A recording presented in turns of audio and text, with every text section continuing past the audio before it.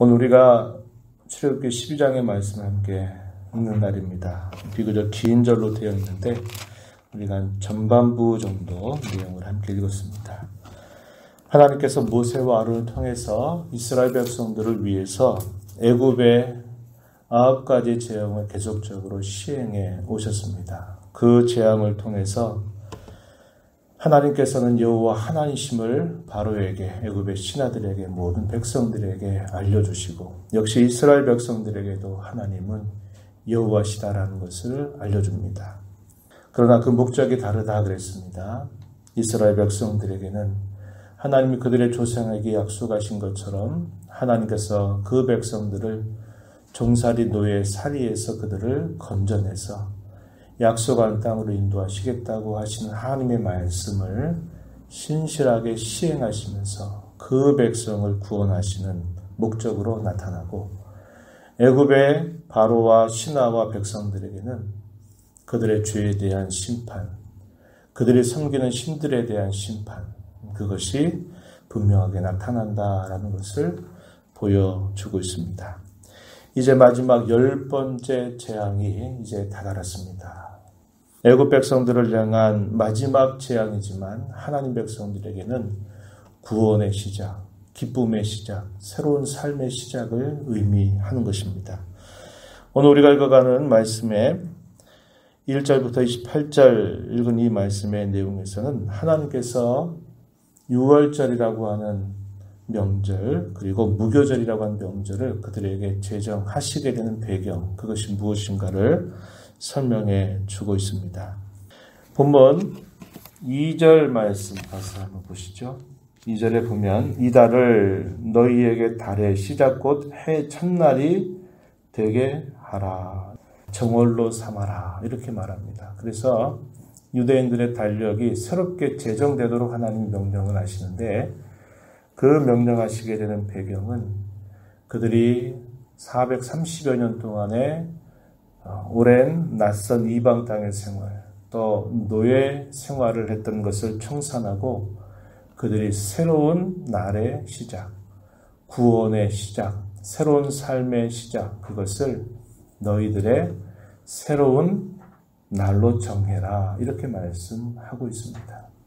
우리가 이 땅에서 맹숭맹숭 그저 아무런 분별 없이 살아오다가 하나님께서 예수 그리스도를 통해서 나를 구원하셨다고 하는 이 사실을 깨닫게 될 때 우리의 심령 속에 어떤 마음이 있습니까? 내가 거듭났다고 하는 감격, 내가 새 사람이 되었다고 하는 기쁨, 그것이 있는 것입니다. 그래서 진정한 삶의 시작이 예수 그리스도를 내가 만나고 예수 그리스도를 나의 심령에 믿고 살아가는 삶이 진정한 삶의 시작이 되는 것처럼, 하나님께서는 이스라엘 백성들 전체에게 놀라운 구원의 역사를 시작하게 된 그때 그것을 정월로 삼아라, 이렇게 말씀을 하시게 되는 겁니다. 그리고서 10일날 이렇게 말씀을 하시는데 14일로부터 21일까지를 무교절로 삼아서 대대로 이것을 절기로 지켜라, 이런 말씀을 해주십니다. 왜 무교절이라고 하느냐? 거기에다가 누룩을 넣지 않도록 하고 누룩을 넣지 않은 그런 떡을 먹으면서 일주일을 보내게 하신다. 그래서 이걸 무교절이다, 이렇게 말하고 있습니다. 이것이 뜻하는 것은 뭐냐? 하나님께서 그 백성들을 죄된 곳에서 노예살이로부터 종살이로부터 그들을 구원해 주시는 이 구원의 사건을 그들에게 상기시켜 주시는 그런 뜻이 있는 것입니다. 3절 말씀에 보면 이달 열흘에 너희 각자가 어린 양을 취할지니 각 가족대로 그 식구를 위하여 어린 양을 취하라, 이렇게 말합니다. 이 어린 양을 잘 계산해서 이 양을 취하되 어린 양은 흠이 없고 일련된 수컷으로 하도록 해라, 이렇게 말씀하시고, 어린 양의 대상이 되는 것은 양도 괜찮고 염소도 괜찮다. 1년이 된 흠이 없는 수컷으로 취해서 그것을 10나흘까지 간직하려라. 14일까지 간직하였다가 해질 때 그 양을 잡고 그 잡은 양의 피를 집 좌우 문설주와 인방에 바르라고 말씀합니다. 그리고 그 고기를 불에 구워서 무교본과 쓴 나물과 함께 먹으라 이렇게 말씀을 하십니다. 먹는 방법에 대해서 좀 더 구체적으로 말씀하시는 내용 11절 가서 보면요. 너희는 그것을 이렇게 먹을지니 허리에 띠를 띠고 발에 신을 신고 손에 지팡이를 잡고 급히 먹으라. 이것이 여호와의 유월절이니라. 이렇게 말합니다. 그래서 그들이 먹는 일에 대해서는 급하게 신속하게 떠나갈 채비를 하면서 먹는 듯 그렇게 먹어라. 이렇게 이야기합니다. 그러한 일들에 있어서 지체하지 말라는 거죠. 하나님께서 한편으로는 심판을, 하나님께서 한편으로 구원을 행하신 일 앞에 주저하거나 지체하지 말고 안주할 자처럼 늘 먹는 그런 모습처럼 먹지 말고 급히 먹고 떠날 채비를 하듯 그렇게 먹어라. 하나님께서 행하신 일들에 급히 반응할 것을 말씀하시는 겁니다. 지체하면 안 된다는 것을 하나님께서 이걸 통하여서 강조를 해주시는 것입니다. 애굽 땅에 있는 모든 천한 것들을 하나님께서 다 칠 것이라고 말씀하십니다. 뿐만 아니라 애굽의 모든 신들을 내가 다 심판하겠다 이렇게 말씀을 하십니다. 그리고 그 문 좌우 설주와 인방에 피가 발려져 있는 것을 보게 될 때 이 죽음의 사자들을 넘어가도록 하시겠다 이렇게 말씀을 하시는 겁니다. 13절 말씀 한번 보시죠. 내가 애굽 땅을 칠 때 그 피가 너희가 사는 집에 있어서 너희를 위하여 표적이 될지라. 내가 피를 볼 때 너희를 넘어가리니 재앙이 너희에게 내려 멸하지 아니하리라. 넘어간다. 이걸 한자말로 말하면 유월이라고 말합니다. 그래서 이 유월절이라고 하는 것은 그들이 양이나 염소의 피를 그 문설주와 인방에 바른 것을 봤을 때 그걸 보고 죽음을 시행하는 천사들이 넘어간다는 겁니다. 그것을 시행하지 않고 넘어간다. 그래서 그것을 유월이라 이렇게 말하는 거죠. 하나님의 백성들은 모세와 아론을 통해서 주신 그 명령, 양이나 염소의 피를 잡아서 그것을 바르라고 하는 그 말씀을 받고 그것을 바르고 문 밖으로 나오지 않고 가만히 있는 한 하나님께서는 그 심판을 면하고 그들에게는 살려주시겠다고 이야기하지만 그 명령을 따르지 않는 그 어느 누구든지 예외 없이 다 이 죽음의 사자가 엄습할 것을 이야기합니다. 그럴 때 하나님께서 하시는 말씀, 첫 번째 것을 다 치겠다는 겁니다. 바로의 첫째 아들 할 것 없이 모든 사람의 첫째 아들을 다 칠 것이고 심지어는 모든 가축들의 처음 난 것들을 다 칠 것이다. 이렇게 이야기하시는 겁니다. 이런 광경들을 지켜본 애굽 사람들은 놀랐을 겁니다. 어떻게 처음 난 것들을 다 그렇게 가려내서 다 치실까 하는 것들을 굉장히 놀랐을 거예요.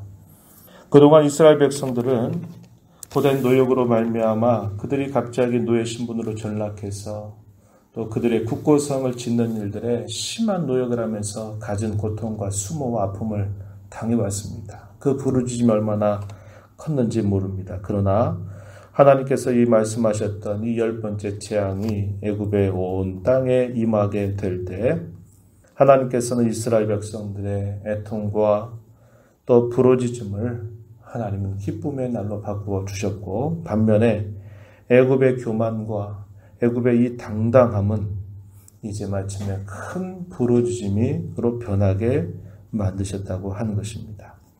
30절 말씀 한번 가서 보시죠. 30절. 그 밤에 바로와 그 모든 신하와 모든 애굽 사람이 일어나고 애굽에 큰 부르짖음이 있었으니 이는 그 나라의 죽음을 당하지 아니한 집이 하나도 없었음이었더라. 이렇게 말합니다. 애굽에 큰 부르짖음이 있었다. 이스라엘 백성들에게는 그들이 노예살로부터 또 고된 고역으로부터 풀려나고 해방되는 날, 구원의 날이 되도록 하셨다고 하는 겁니다. 이것이 하나님께서 행하시는 구원의 역사라는 것을 분명하게 보여줍니다. 하나님께서 말씀하신 이 한 가지 길 외에 어떤 다른 살 길은 아무데도 없는 겁니다. 누구든지 하나님께서 내신 이 유일한 길, 피를 문설주와 임방에 바르지 않는 자는 누구든지, 이스라엘 백성도 마찬가지요, 그 어느 누구든지 다 그 심판을 받을 수밖에 없게 된다는 겁니다. 그러나 이스라엘 사람들이 아닌 자들이라도 그 말씀을 들은 대로 피를 바르고 바깥으로 나오지 않는 타국인이라 하더라도 여호와의 심판이 넘어가게 되는 이런 일들을 하나님께서 행하시게 된 것입니다. 그때 나오게 되는 그러한 사람 수가 얼마나 되는가? 장정이 60만 정도 됐다, 이렇게 알려줍니다. 거긴 여인들과 어린아이들이 제외가 된 숫자입니다. 그리고 그것뿐만 아니라 수많은 잡족들이 함께 나왔다고 이야기합니다. 그리고 나올 때에 하나님께서 약속하신 것처럼 그들이 빈손으로 나온 게 아니라 은금, 폐물을 가지고 나왔고 양과 소와 힘이 많은 가축들을 데리고 나오게 됩니다. 37절 보시죠. 37절 보면 이스라엘 자손이 라암셋을 떠나서 숫곳에 이르니 유아 외에 보행하는 장족이 60만 가량이요 수많은 잡족과 양과 소와 힘이 많은 가축이 그들과 함께 하였다, 이렇게 말합니다. 그래서 이 수많은 잡족이라는 말은 본래 이스라엘 사람들이 아닌 타국 사람들, 타국인들을 말합니다. 그들이라도 하나님께서 그 백성들에게 말씀한 대로 그 피를 바른 자라면 넘어가서 그들이 생명을 얻게 됐다는 것을 가르쳐 주고 있습니다. 그래서 이 날을 뭐라고 표현하냐, 42절에 보니까 여호와 이스라엘 자손이 대대로 지킬 여호와의 밤이다, 이렇게 알려주고 있습니다. 그러면서 대대 손손 이 유월절, 무교절을 그들에게 지킬 것을 명령하시게 됩니다.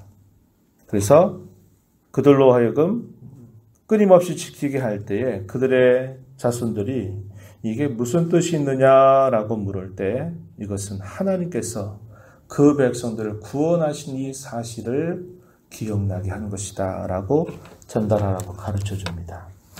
27절 말씀 보시면은 그렇게 말씀하죠. 먼저 26절에 보면 이후에 너희의 자녀가 묻기를 이의 식이 무슨 뜻이냐 하거든 너희는 이르기를 이는 여호와의 유월절 제사라. 여호와께서 애굽 사람에게 재앙을 내리실 때에 애굽에 있는 이스라엘 자손의 집을 넘으사 우리의 집을 구원하셨느니라 하라.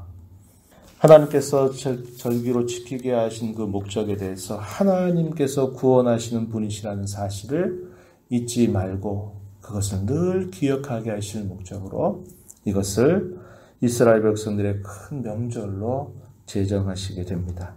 저와 여러분이 오늘 이 말씀을 읽으면서 이스라엘 백성들이 받은 그 구원이 전적인 하나님의 은혜였다고 하는 것을 우리는 발견하게 됩니다. 모세나 아론이 한 것이 아닙니다. 하나님께서 약속하신 대로 그 모든 일들을 이루어 주셔서 그 백성들을 온전히 그들을 건져내시는 귀한 역사를 하나님이 홀로 행하셨다 하는 것입니다.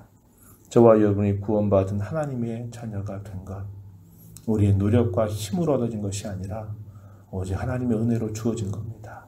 어떻게 함으로써요?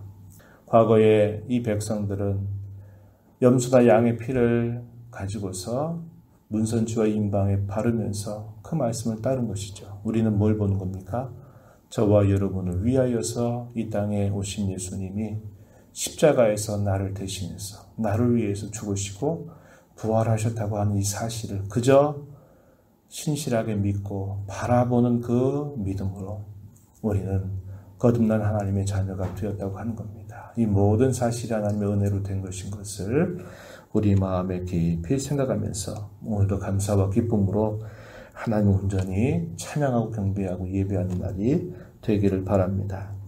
그들이 구원받은 이 날을 새로운 삶의 시작을 뜻하도록 하나님께서 말씀하신 것입니다. 우리는 구원의 기쁨과 감격, 끊임없이 우리의 마음에 되새기면서 신앙의 걸음을 걸어가야 합니다. 하나님께서 사도 요한을 통해서 소아시아에 있는 7교회의 편지를 보낸 가운데 에베소 교회의 편지를 보내시면서 에베소 교회가 하나님의 말씀을 지키고 또 이단들로부터 신앙을 잘 지켜가는 것 참 잘한 일이지만 그러나 너희가 첫사랑을 잊어버렸다. 이런 말씀을 하시면서 어디에서 이러한 첫사랑이 잃어버려졌는지를 잘 생각해보고 이 첫사랑을 회복해야 된다라고 말씀하셨습니다.